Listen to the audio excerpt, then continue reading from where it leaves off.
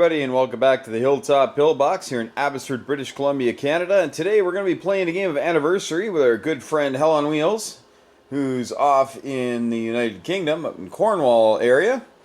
And he's the gentleman who very graciously bought me and sent me a book while I was on holiday over there. And it was at the hotel when we got to London. And a book on Dieppe, where I got some more inside information, as it were, on how my great uncle unfortunately was killed in that battle, in the Battle of Dieppe. So yeah, he's a good guy, and now we're playing some more Anniversary. It's been a while, been a few months actually, about 5 or 6 months since we've been able to throw some dice together, albeit over Google Meet. But today we're playing Anniversary 1941 setup. No NOs. They're not being used at all. And the slight bonus for the Allies, there's another infantry in Yunnan and another infantry in Egypt. So it's kind of like a bit of 6, and the person chose to put a couple of infantry there. So that's what we're looking for today, and it's going to be interesting. I don't think I've played without NOs. Maybe like the first couple games I ever played this, but I'm so used to the NOs. This will be an interesting test for me, especially if I end up being the Axis. We're going to choose on camera right when we start, and it'll just be be random, and we'll see who's what. But knowing that Italy doesn't get any bonuses, they might have to go start taking some territory, because they really like that 5 NO bonus for not having any Allied ships in the Med. But I heard the bling, and so I guess he's here, and we're going to play. So we'll let you know how round 1 goes right after this. Alright, turn 1 is in the books, and well, some standard stuff and not so standard. And I'm going to do a little bit of breakdown of what happened here. So he came down with the fighters, sank my battleship. I killed 1 fighter, but he also sent 2 fighters over here, and I was able to kill 1 fighter there. And that's pretty much it. Then I was able to come in. I brought the bomber from east, bomber from west, fighter.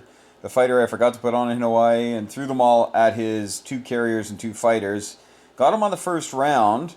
And he only got 1 hit in return, so I lost a fighter. Now you might be saying why. Well, because over here he's got his cruiser battleship destroyer that can reach. And he's also got a carrier that can go 1, 2, and he can launch the fighter and come back. So he could hit this, might cost him, but he's also got 2 loaded transports. He could come over and try to take that. But if he does that, I'm hoping that his ships are whittled down enough that the air power here and these 2 subs could finish him off. So hopefully he's thinking that far ahead and saying, I'm not going to bother going there, and then I can start to build up and threaten Japan from the north. Down here, he left a transport exposed, so I killed it with this. So I'm trading a transport for a destroyer, and he still has 4 transports. So not really sure if that was a good trade, but I didn't want 5 Japanese transports, and you know he wants this too. Now with no NOs, something that is kind of funny, I think this is more of a muscle memory thing, is taking Kwangtung, but there really is no reason to take Kwangtung in round 1 with Japan, because it's if it's still there, right, it's an NO for UK, but we're not playing with NOs, so I think that's one thing that could possibly be ignored. Now he just might be wanting to do that orange wave, right? And obviously it's working out for him. I only killed 1 Japanese infantry this turn. He just wiped me out down here. So, and also his stuff is still next to the coast, and he can take it down here. He's going to come into Burma next. I'm trying something kind of crazy here. Don't curse me for this. Don't you tell me what I came to do. This is just a try. So what I've done is I've evacuated Egypt because he attacked it with Germany, and all I had left was a fighter. Then I had 2 infantry in Transjordan, so there was no way I could hold Egypt versus a concerted Italian effort, of course, and I didn't want to throw away a fighter. So I brought the fighter over to here, And I came and got the guys in Transjordan and brought them down to Rhodesia, and I built a factory down here. Factory will not survive here. If Japan wants India in pretty much every version of every game I've ever played, it looks like they can take it. All right. Now that might be to their doom, right? But he could take it. So I didn't want to give him a factory up there. So now I've got a factory down here. I can crank out 2 things per turn. Now he does have these transports, and he can be here in 1 turn. That's me building 2 tanks. And then he could be here in 2 turns. That's me building 4 tanks. So I could have 4 tanks and 4 men here. He could bring that much stuff if he's got his sights set on it. But that obviously takes the pressure off India, and I should be able to hang on to that. Plus I can support with the fighter, I can bring it down. Plus I'm bringing over these guys, right? So that's my favorite move in this game. Don't act like you're not impressed. Alright, so as you can see, the Italians were able to take that because the Germans really beat him up. He split his Libyan forces. 1 went to Morocco, 1 went to Egypt. And he split his navy as well. And I tell you, that's a very tempting sight when I've got some air power that can come down there. I might actually take a poke at those cruisers. If I can wipe out the Italian cruisers, yeah, that'll be neat. Over here, I lost my battleship, of course, in transport. He still had a sub remaining after that. I only got 1 hit with my battleship in a couple of rounds, so I had to come up here and kill the sub. He didn't put up much of a fight, though. And then his cruiser and sub were in 6 after killing my destroyer. This is my destroyer that came up from Sea Zone 12. And I was able to dispatch him with the help of a bomber and a fighter. And the German transport in 5 is no longer, thanks to a fighter. And then I landed my fighters here in Karelia. Again, with no NOs, there's really no reason for the UK not to send stuff over there. And the Americans built a lone sub over here, and we shipped a couple of guys up there, and we also built a bomber. So we got a couple bombers that are probably going to head over to the UK, really depending on what the Japanese do. Because if the Japanese do come here, the 2 bombers can reach, along with that bomber and that fighter and a couple of subs. So if he does want to have a tilt here, I think it'll be to the Japanese Navy doom. But it's totally up to him, of course. I think he's likely going to be heading towards the richer areas here. And he might have a bit of a Middle-earth type of strategy, is come here, crush on India, build a factory, and start pumping tanks into Mother Russia. So while he's pumping tanks into Mother Russia, I'm going to be pumping British fighters into Karelia and trying to get, hopefully, a landing going at some point. On the Eastern Front, yeah, that was pretty brutal for both of us at times. In Poland, I got a couple hits, killed a couple guys. The Baltic States defended okay, but then he had 5 tanks sitting in there, and I had to hit that. So I came in with 7 men, an artillery, and a tank.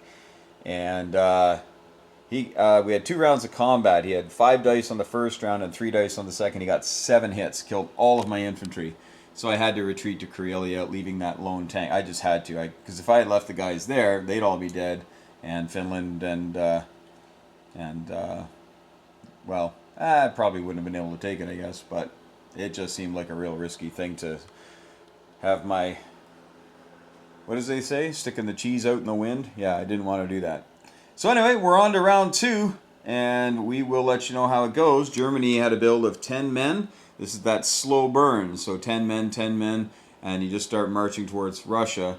Very tough to stop if he's got the support. So if I can take out his air force and tanks, that'll help me survive, hopefully, a little longer. All right, turn 2 coming right up.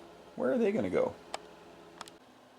All right, turn 2 is done, and we've had some interesting moments here. And I got to tell you, his defense dice are shredding me today. But it's okay. It's okay. They'll even out. And right when he needs them, they're going to go ice cold. Or so I can hope. But anyway, here in the Pacific Ocean, I've decided to kind of cautiously move the Americans out a little bit. And just kind of make my presence known. Mainly because the whole Japanese fleet is down here. Pushing towards Calcutta, which is now empty. I'm just not going to have everything die to a whole bunch of infantry that easily. Going to make them work for it. British destroyer up here in 48. This is the one that started in 30, and I decided to go this way. Now, I know he's kind of a sitting duck here if he wants to turn these guys around, but I figure he's going to have to support this move into the Middle East. If he does come this way, they're dead. So I have a feeling this British destroyer is going to live to have some fun later on in the game. Built transport and a destroyer here, and a man and an artillery to go on them. And we're going to just start taking away some of this stuff here and hopefully make the Japanese spend more money on ships. Last round, they threw in 3 tanks into their shiny new factory and just took the Soviet Far East, in his words, because he could. So that's what he did. Now, my desire now is to have these tanks split. Even though he's going to land another 3 there, at least he'll have one turn where he's probably going to have to separate them. So I stacked up in Ningxia, which is 2 away from his tanks, so he could take it. He's got lots of air power, and now that he doesn't have to fight in Calcutta, he might just send all that air power north. So, but we know in this game China's not long for this world in any sense. I came down, took the East Indies, of course, so Britain's down a bit in the money, but we have gotten a little bit back here. We built a couple tanks down here, and we were able to take Egypt back, but his 3 men got 3 hits and killed 3 of my men, so that really hurt. I got the shots in the first round as well, so that was nice. Retreated everybody up to Persia. Likely are going to head into the Soviet Union. I may send them to Transjordan, but Japan is very mobile here, right? They've got 3 transports down here, and they're just in a very mobile mood right now. So I'm going to try to keep building stuff here so that I can answer the call should the need arise. I'm pretty sure we're going to see a Japanese factory there at the end of turn 4. I'm pretty confident of that. Over here, the Italians built a bomber, so they don't have anything on their homeland except a bomber, but obviously there's nothing I've got that can get there. Here's another transport and a man and an artillery.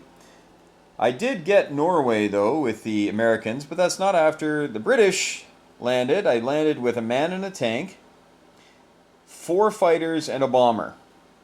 He had 3 men. And yes, he got 3 hits on the first round. So I lost the man and the tank and a fighter to kill 3 men. And then the Americans just hopped into Norway. So America will be building a factory there this next turn and just start pumping out tanks. And just start make Germany's life pretty miserable if we can. Germany isn't having the greatest time right now. They've lost all of Scandinavia, and all they've taken so far is Eastern Poland. So they're down $4 on the day. And it's likely, you know, they're going to punch up here and there, but really not an awful lot, a lot of targets of opportunity for them.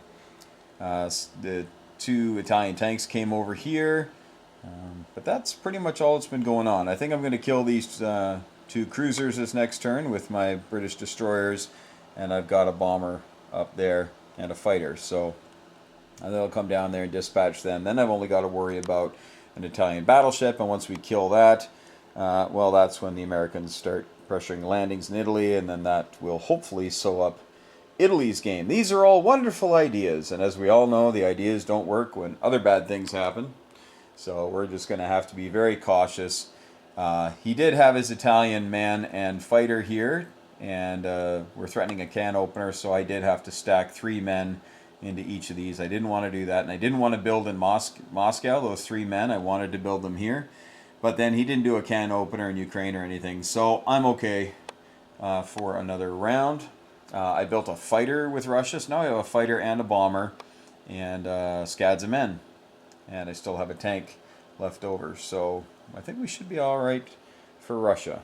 It's Japan that's causing me grief down here, going to take Calcutta, could come over, swarm all over Africa. So I've got to start putting pressure on here in the Pacific with the Americans, and again, that's why I moved everything out here. Hopefully that gives me the desired income. Income? Outcome. Anyway. Wish us luck. Here we go. Hell on Wheels is coming with the Germans here on round 3. Alright, turn 3 is in the books, and America continues to enjoy a little bit of fun out here in the Pacific Ocean.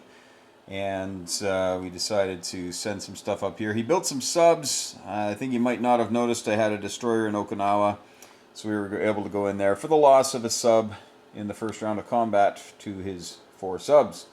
I did come down here and take the Caroline Islands, as I have no natural enemies down here right now. There's no bombers or anything that can get me, so we're going to go around and start picking off some of this stuff here. I don't know. I built another transport and guy over here. I totally made a mistake this turn.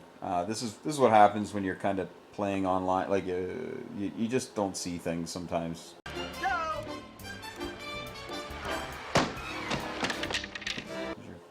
Doing a million other things. Anyway, India fell to the Japanese because I evacuated it, as you saw. So he brought 3 transports with 2 bombards, and he had 2 fighters come in here, and I had 4 infantry, 1 artillery, and an AA gun. In his first round, he only got 2 hits. So my AA gun shot down one of his fighters. He only got 2 hits, so that killed the AA gun and 1 guy. And then he had horrible rolling. He took me down to just this guy left, but there was no, he didn't take it. So he's got nobody to pick up right now, so none of this is under threat. And I think Africa could be kind of secure. We'll get more into that in a second. But I was able to take India. He's obviously going to take it back, but at least it staves off the factory for 1 more round. Which timing is everything here, because the Germans are coming. Now, the Italians did their blessed can opener here. 3 tanks, and the fighter and the bomber took out my 6 men. Kaboom! In 2 rounds. And I did take out the 3 tanks, but now the Americans have had to send in a fighter, a sacrificial lamb, as a blocker. Obviously is going to die, but at least that keeps the Germans out of Moscow for 1 more turn. I built 6 men in Moscow, and I brought down a British fighter from Karelia, hoping to hold. I guess I could have brought both fighters down, but because now it's blocked. So I didn't know how this was all going to go. I was hoping he wouldn't be able to kill all 6 units in Belarusia, but he did. But this is now kind of open. He's got some choices to make, right? Because he could take a poke at Moscow in a couple of rounds if he gets some more guys up here. But I might have bought enough time. I have lost a ton of guys here, but I think I've bought enough time to hold on. Down here in the Med, the Italians left their cruisers here, so I came in and killed them with my destroyers and the bomber and the fighter that is now parked here. He didn't get hits with either of his cruisers, which was fortunate. I was willing to lose these 2 destroyers, though. So I was just thinking I want to kill the cruisers. So I was fortunate enough to get enough hits for that. No, what do they say? All quiet on the Western Front? Absolutely. And very quiet on the Northern Front, where I, dummy, forgot to build my American factory. So hopefully I remember to do that next round. Concentrate. Because now I'm a turn behind. So not good. But I do have 2 transports with 4 units there, and I built another one here. But that money could have gone into a factory there. So I feel like somewhat of a nitwit, as they say. I do have 3 transports here with lots of stuff that I can transport. So hopefully we can get them into the war soon. I'm thinking if I could take Morocco, Algeria, that will then force Italy to build 3 men a turn for the rest of the game. That's the goal. If you can get Italy just building men, then typically the Soviet Union can handle Germany on its own in a defensive posture. And as we look at what the money is at right now, Soviet Union is actually making more than Germany at this time.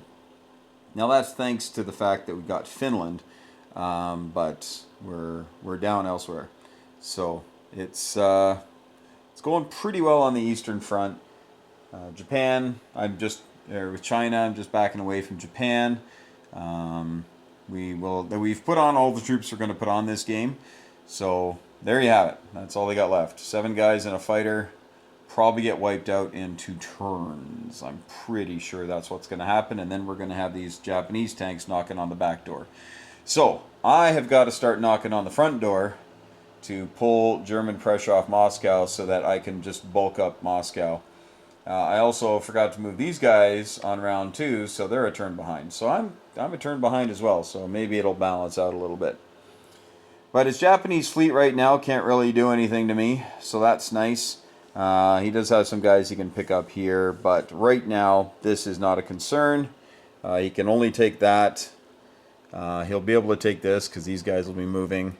But after that, it's going to be... well,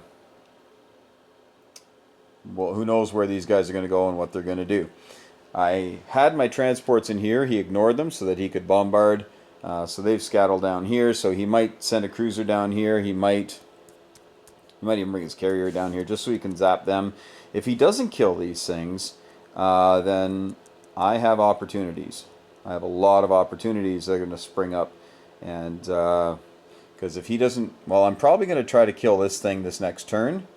And if these guys hightail it out of here, I might be able to come up here 1 turn, and then in 2 I'm in Rome with those guys up there coming this way.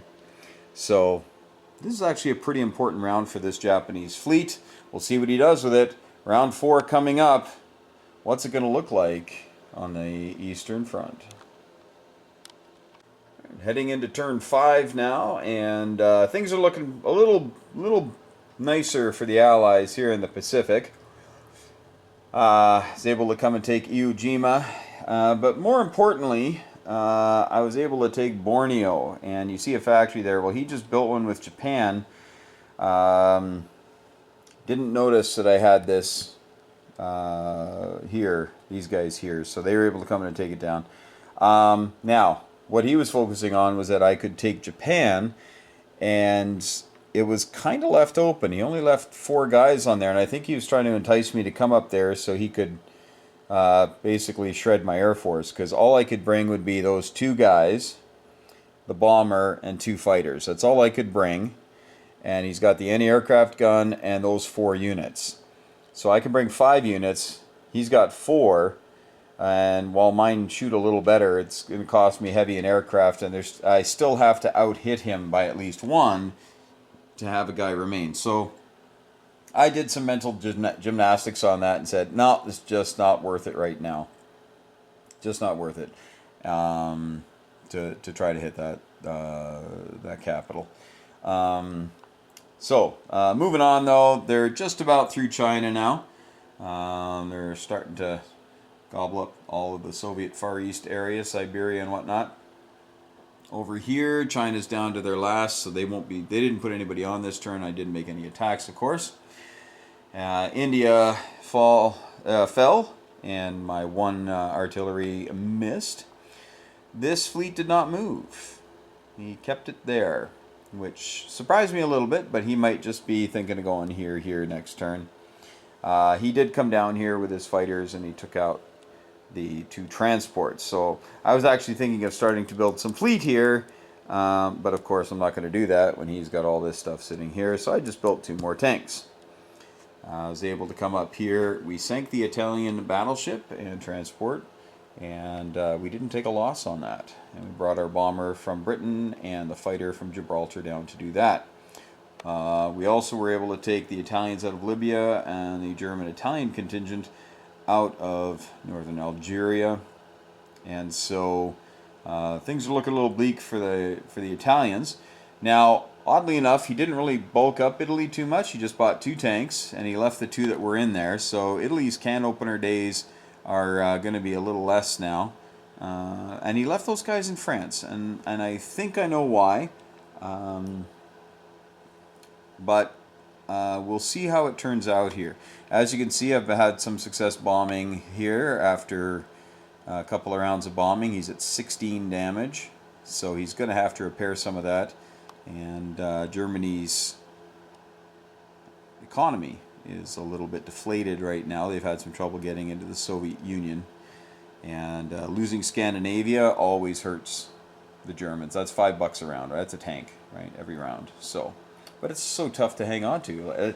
It's similar, like if the Allies want Scandinavia, it's similar to if Japan wants Calcutta. There's really no stopping it.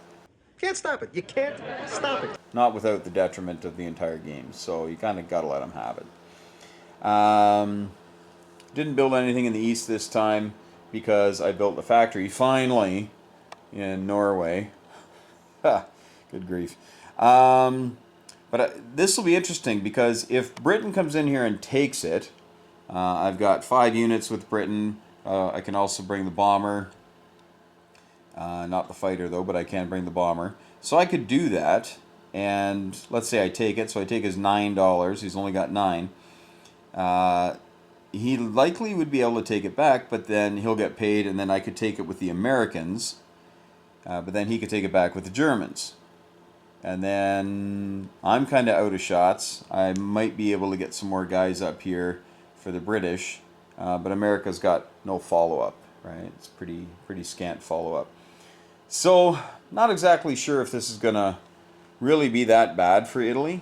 And again, without NOs, America, we're not the powerhouse we're used to being, right? Usually we're sitting 50, 55 bucks around. I'm sitting at 38, 39. If I hadn't taken Norway, then I'd be at 38 bucks. And it's pretty hard to build up when you've got to build boats. Like, you got to build boats. And 38 bucks, it's pretty tough to do. I'm realizing that now without the NOs. And I knew that. I knew America would be a little hampered, and I also knew Germany would be a little hampered. So Britain, I think, is the least affected, and Italy is very affected. I think Italy loses 50% of its income that it's used to getting, or well, not 50, but they're used to getting 10, and then they clear out the enemy surface warships, and they get 15. Right? It's a 50% bump in income for one NO, right? And then if they can capture these, it's another 5, right? So they can actually double their income just with NOs. And without the NOs, Italy is hard-pressed to be much of a factor in this game. Now, he's done a very good job with Italy, giving me fits, and I've had to set things up as I don't want to set them up.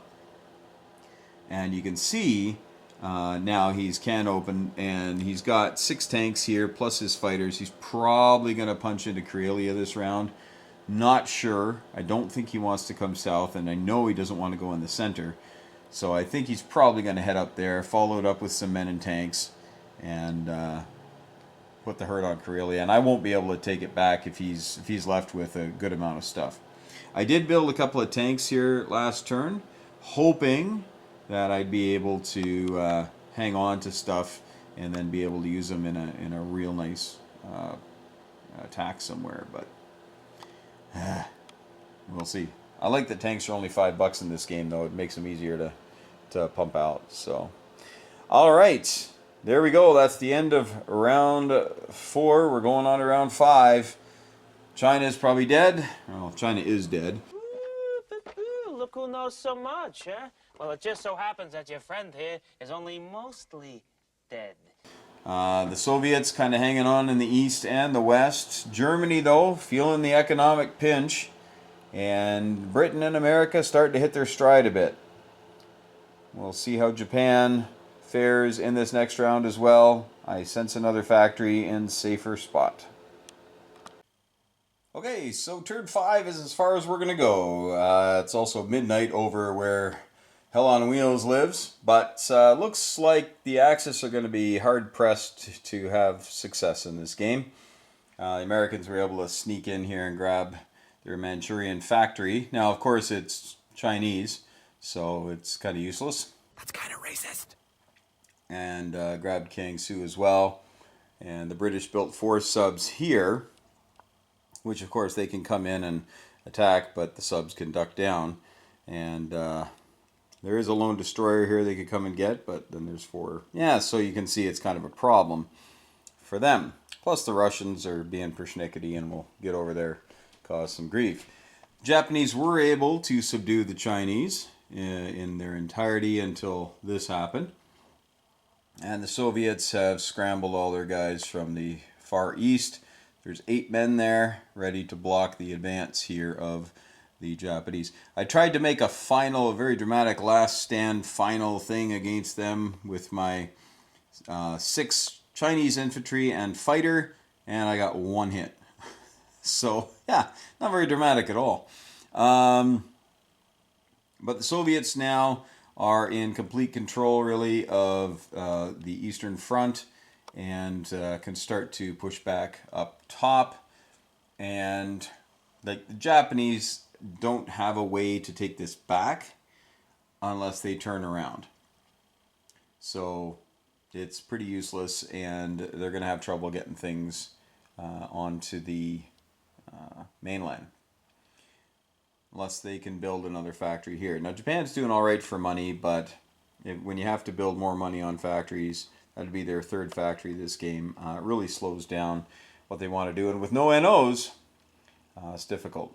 The Russians here, I was able to build a couple of tanks, a couple of men, and then I built these 4 units in the Caucasus because the Germans had actually taken Karelia, and they had 5 tanks left, so I was able to attack it with the fighter and 6 infantry and 1 artillery. And in the, I forget what round it was. Or maybe that was actually in East Poland. We'll talk about that. But anyway, I won that with just those 2 units left.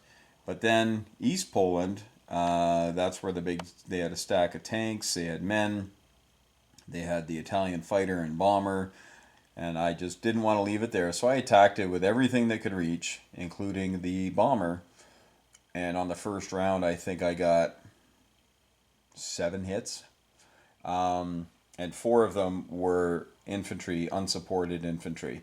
I got 4 ones on, I think I had 6 unsupported infantry. I think I got 4 ones. So just stupidly good dice on that roll. And that just set the tone for the rest of the battle. And then it was just going to happen. This went on. Between that, the Germans came down and took Bulgaria, Romania back. But the Americans took this, and the British took Rome. And the Romans, not that far back. The Italians tried to take Rome back, and they were unsuccessful. They got 2 hits, but I got 3 with my 2 tanks and 2 men. And then we got a little bit of reinforcement coming here. So it's just pretty much over. We've got stuff that can reach out and clobber Southern Europe some more. So really not much of a chance for the Germans. They're down in the 20s, and as it stands right now, they got 9 damage on them. And I just built that with the Americans, and I still saved some money. So we decided this is it. It's over. So couple of notes, couple of takeaways for us. One, we messed up in this battle for Persia. Now we both agreed. Actually, he mentioned he didn't think it was going to cause that much of a difference in the game, and I agree with him. Initially, I didn't, because I thought, well, shoot, then you got an extra turn here with Japan. You could have built a factory and all the rest, because I took it back with the lone artillery, because I had sacrificed my anti-aircraft gun in the first round of fighting, which gave me an extra die in defense. But in this game, you can only capture anti-aircraft guns. They can't be destroyed. So that kind of unbalanced that battle a little bit. Now I did have something left at the end. I had the 1 artillery left. But who knows with the way the dice rolls go, space-time continuum. Maybe he would end up with 2 units here, or 1 unit here, or maybe we would have killed each other. But there were still a bunch of units here. I still had Soviet aircraft. And we could have wiped that out. There was no follow-up. There was no Japanese follow-up anywhere. So if I ended up with a stack of maybe 3 or 4 Soviets here, could have taken India anyway. So it probably didn't affect the game all that much when we got down to it. So if you were watching that part and you were screaming at the screen, don't worry, we realized that we screwed that up. We just both play so many different iterations of this game. Sometimes there's some overlap in the rules, and sometimes there's some just straight mess-ups.